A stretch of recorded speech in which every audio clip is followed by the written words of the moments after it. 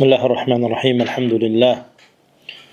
Salatu ve selamu ala Resulillahi ve ba'd. Ən birinci salamlayıram hər kəsi Allahın salamı ilə. Sonra Allah Teala'ya həmd olsun bizi gözəl bir məclisdə cəm eləyib, iftar məclisində, iftar süfrəsində. Allahdan istəyirəm ki, Allah Subhanahu Teala bu məclisi öz qatında məqbul, qəbul olan ibadətlərdən qəbul etsin. Və necə ondan istəyirəm ki, Allah Teala bizi Qədir gecəsinə çatdırsın.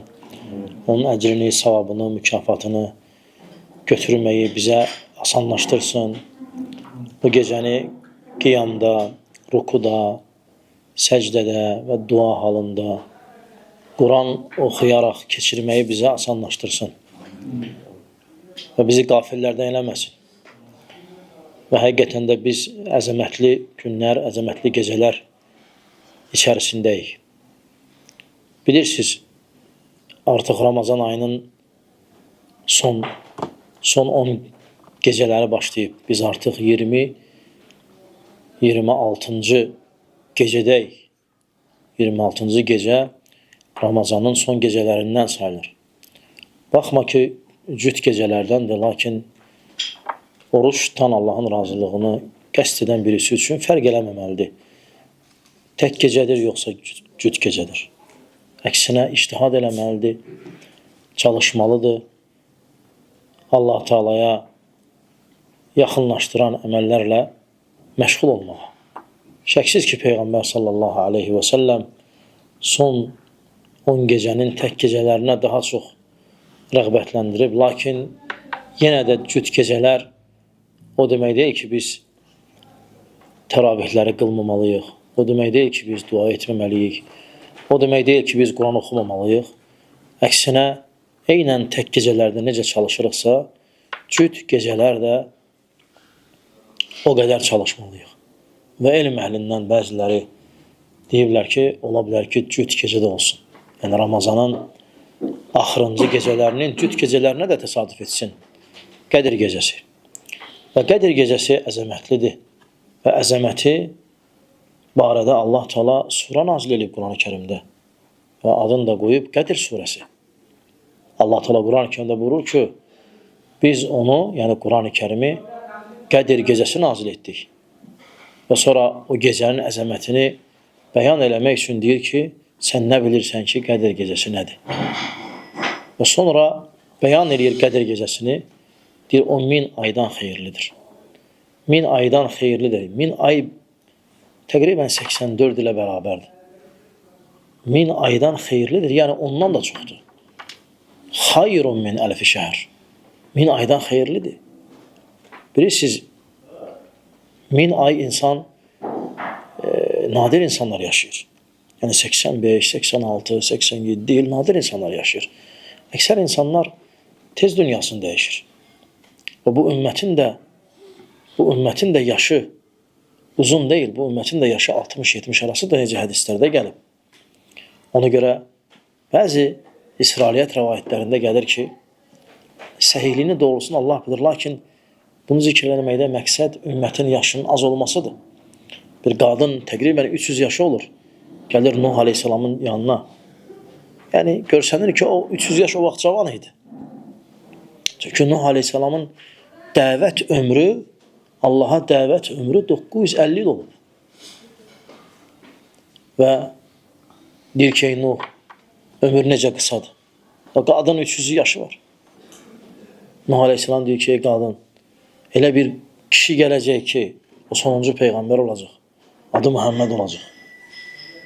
Onun ümmətinin yaşı 60-70 arası olacaq. Qadın eşitəndə dəhşətə gəlir. Deyir, əgər o qövmə, o ümmətə yetişsəm, qəbrimi qazıb yanında oturaram. Yəni, əvvəlki ümmətlərin yaşları, ömürləri çox idi. Onlar üçün 60-70, hələ bizim 17-16 yaş kimidir. Onlar 300-də falan da təqribən bizim 30 yaşda oldular. Təqribən yəni. Və biz elə bir ümmətik ki, artıq aydındır, ümmətimizin ömrü azdır. Və əməllərimizin əcri isə, əməllərimizin ömrü isə çox uzundur. Bizə Allah Teala bir Qədr gecəsi verib. O Qədr gecəsi 83 ildən, 84 ildən xeyirlidir. İnsan o gecəni qəflətdə keçirməsə, o gecəni müəyyən bir hissəsini ibadətə sərf eləsə, inşallah ümid olunur ki, o qədər savabı qazanır və ömründən neçə Ramazan, 10 Ramazan, 15 Ramazan, bundan sonra Allah ömür versin, nə qədər qalacaqsa, biraz götürsən, artıq Nuhun qövmünü keçərsən. Əgər düzgün tacir olsan, hesablasan, Nuhun qövmünü keçərsən. Lakin bəzi insanlar qafil olur, qəflətdə olur. Görürsən, məsələn, elə şeylərlə məşğul olurlar ki, olmaz o şeylərlə məşğul olmaq, faydalı şeylər tərk edirlər. Və bu gecə ötür keçir və sabahda gəlir. Yenə adi gecələr və adi günlər kimi olur. Lakin 1000 aydan xeyirlidirsə, mütləq də bir şeylə fərqlənir, o biri gecələrdən səciyyələnir, fərqlənir. Görə insan əməllərində də onu fərqləndirə bilsin. Və Peyğəmbər sallallahu aleyhi və səlləm bu son onu başqalarından fərqləndirərdi. Əhlini qaldırardı, izarını sıxardı, yəni belini möhkəm tutardı. Biraz məscidə çox çəkilərdi, dua edərdi, daha ikramlı olardı, daha əl açıq olardı, daha çox səxavətli olardı Peyğəmbər sallallahu aleyhi ve sellem. Və deyərdi ki, sahabələrinə, bu elə bir gecədir ki, bu gecə Allahın cəhənnəm odundan xilas etdikləri var. Həqiqətən də Qədir gecəsi Allahın cəhənnəm odundan xilas etdiyi şəxslər var. Allaha dua eləmək ki, Allahım bizi də o kəslərdən elə. Çünki Allah Teala onları xilas edir bu gecənin bərəkətinə görə, bu gecədə onların ayağa qalxmalarına görə, dua etməklərinə görə Allah Teala onlar üçün xilas, nicat yolu göstərir və onları xilas edir. Sonra Qədir gecəsi nə üçün Qədir gecəsi adlanılıb? Bir qədiri qiyməti yüksəkdir. İkinci də ki, o gecə insanların və bütün məxluqatın qədəri təyin olunur. Allah Teala qədəri o gecə təyin edir və göy əhlinə xəbər verir. Ölüm mələyi öldürəcəklərini götürür. Ruzu mələyi ruziləndirdiklərini götürür. Mikail təbiətdə baş verən hadisələri götürür. Aydındır. Və səmanı daşıyan mələklər, yağışı endirən mələklər, falanlar hamısı görevlərini alırlar. Dua elə Allaha ki, Allah Teala qədərbi xeyrə yazsın, xeyrə desin onlara. Aydındır. Yəni, bununla sanki özün üçün bu iş xeyirləri cəlb edirsin. Amma yatmaq həmişə var. Amma telefon həmişə var. Amma söz, söhbət həmişə var. Amma dostlar, onlarla əyləşmək o həmişə var. Amma Qədir gecəsi həmişə yoxdur. O həmişə olmur. O ildə bir dənə olur. O ildə bir dəfə olur. Onu ehmal etmək, onu zayi etmək xüsran ola bilər ancaq. Və bu uduzan insanların əməli var.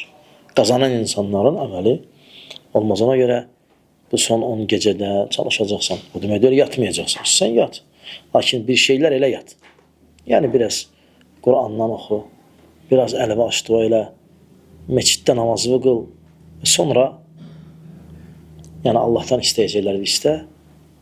Sələmun hiyyə həttə matla'il fəcr. O sübh çağına qədər salamat olan bir gecədir. Allah qəbul eləsin. Amma yoxsa yəni gecəni başqa gecələr kimi keçirmək, sanki bir adət kimi, sanki bir şey kimi falan. Bunlar heç bir fayda verməyəcək.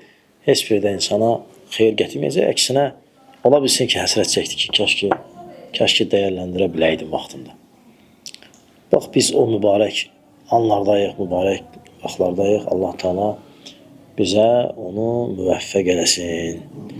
Allah bizi onun əcrindən məhrum eləməsin. Allah bizi qafillərdən eləməsin və Allah bizi oddan qutardığı kəslərdən eləsin. Çünki bu gecələr Allahın oddan qutardığı kəslər var. Allah Teala bizi oddan qutaran kəslərdən eləsin və qədərimizi gözəl və xeyirli və saadət və xoşbəxtlik üzərində təqdir etsin və bəlaları, xəstəlikləri, müsibətləri bizdən uzaq eləsin, övladlarımızdan həmçinin, vətənimizdən həmçinin Allah Teala bizi salamatçılıqla yaşatsın və gözəl sonluqla da özünə tərəf götürsün. Və sallallahu aleyhi Muhammedin və alə alihi və sahbihi və səlləmə təslimən kəthira.